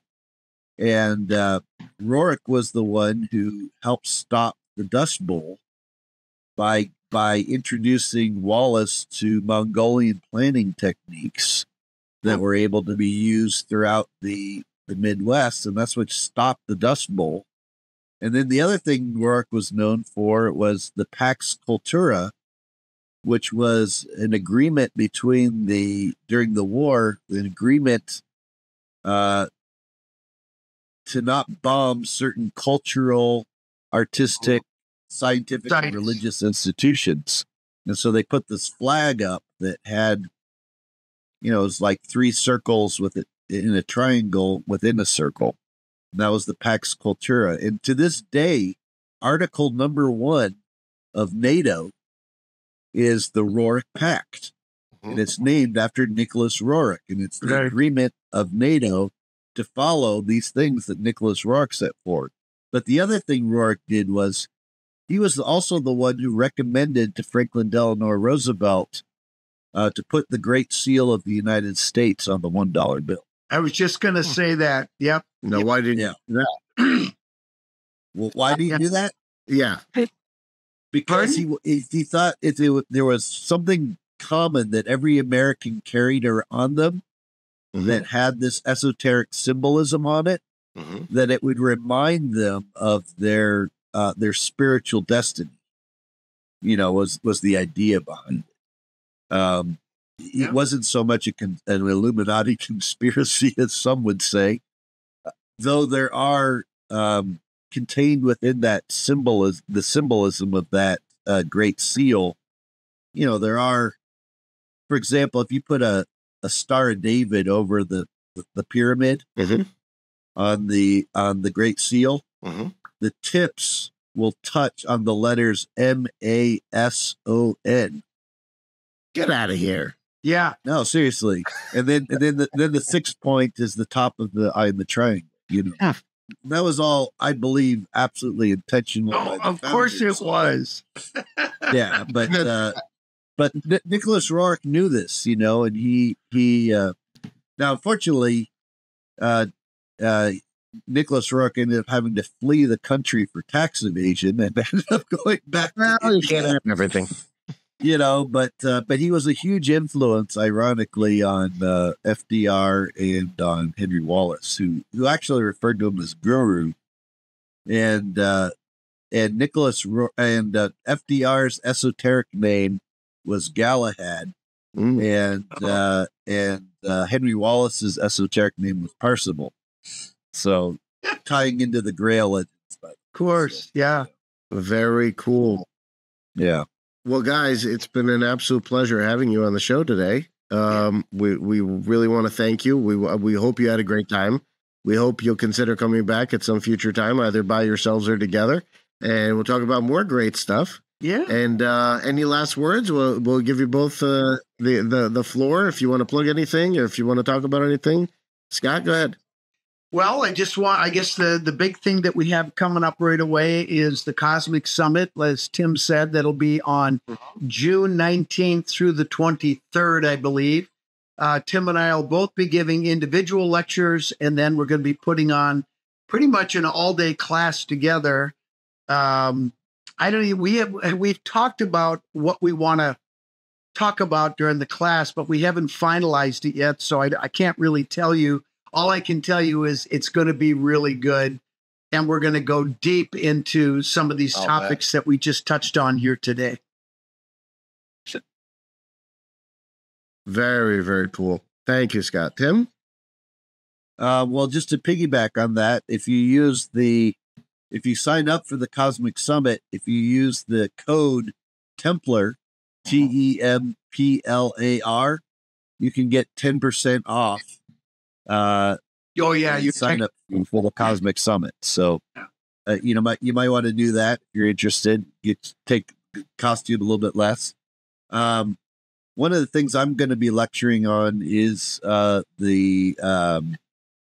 monoatomics, their use in the ancient world, and the proof of these arcs and this monoatomic substance and how it came from a root culture. I'm going to prove that. I'm going to show how these arcs can be found, everywhere from not just in Egypt and in Israel, but as far away as Japan. And I'm going to show evidence of that. And I'm also going to show the evidence of how these monoatomics were in use directly related to it. So that is fantastic. So that should be really good. Related to that, I am producing at this time a monoatomic gold and monoatomic platinum metal mix with 10 different platinum metals converted into a monoatomic state that I'm making available for sale for anyone who's interested. You just have to PayPal Temerys, Temerys at yahoo.com. If you are interested in buying this, it's $100 a bottle. You have to list whether you want the gold or whether you want the platinum mix or both, and how many of each you want, and then pay accordingly, and then I can get that shipped out to you pretty quickly. Now, give us an understanding of why you might want the gold versus the platinum mix. So, yeah, so the gold is a general heal all. I mean, both of these, keep in mind, both of these end up they heal the body, they raise consciousness, but the gold is monoatomic gold. It's a 24 karat gold that's converted into this platinum mix, or into this monoatomic state. And that's kind of a general heal all. That's what the pharaohs were largely taking. The platinum mix, however, it's 10 different platinum metals that are all converted into a monoatomic state and then mixed together. They tend to focus on activating the nerves within the different glands of the body. And your glands then are what secrete the hormones that allow you to adapt to your environment. They also regulate health, and they tend to most people don't realize this, but most people think they're a slave to their genes. You know, like, because people have a tendency to being able to get certain diseases, for example, based on their genes. But your genes can actually be turned on or off. They're not like constantly on. And these platinum metals, what they do is they actually, because they control, have an influence on making sure your glands are working properly. Those glands then release the correct hormones, which turn on and off the genes that you need to have to maintain perfect health. So that platinum mix just does that. It's a general. It's really good at if you have any type of glandular problems or hormonal problems, the platinum metal mix is really good for that. That sounds very, very cool. I'm going to have to get myself some of that. Scott, talk about that Hooktex hat. What do you got going on? Well, now that Tim is, schlepping here, I might do the same.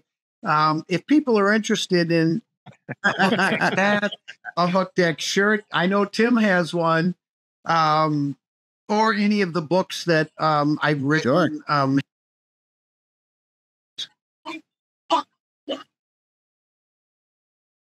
Sure.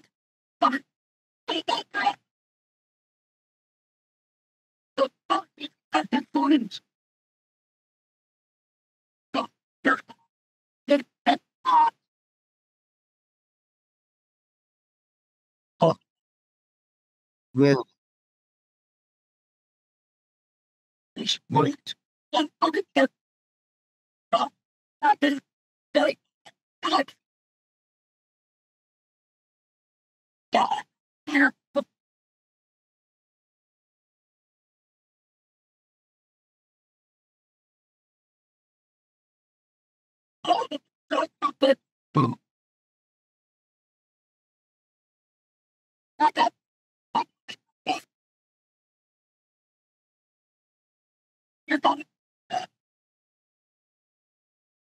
right.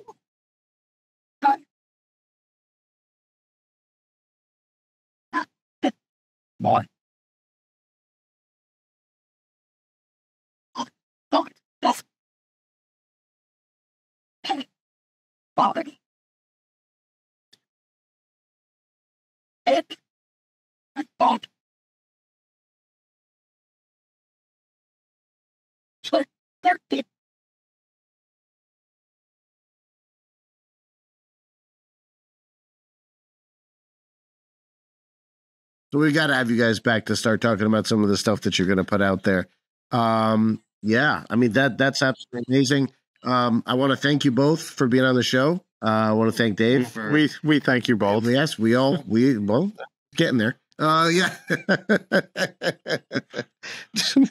Don't be a connoisseur, whatever it is that he said before. And all right. I will. Until next time. This has been Brothers of the Arcana, and I am Alex Aldeo. I am Dave Rigno. We will certainly provide links for Tim and Scott's items they just shamelessly plugged. And thank you. We asked him to. We didn't even get into the tours. We didn't, but we can do that next time for sure. Yeah. Well, give us the links, guys, and we'll provide all the links as they come up, so that everybody can click on whatever they'd like and take tours with you. We certainly recommend them. And we will say until next time, guys. Thank you so much once again. Have a wonderful Thank you, brothers. Good night. God bless. Take care. Take care.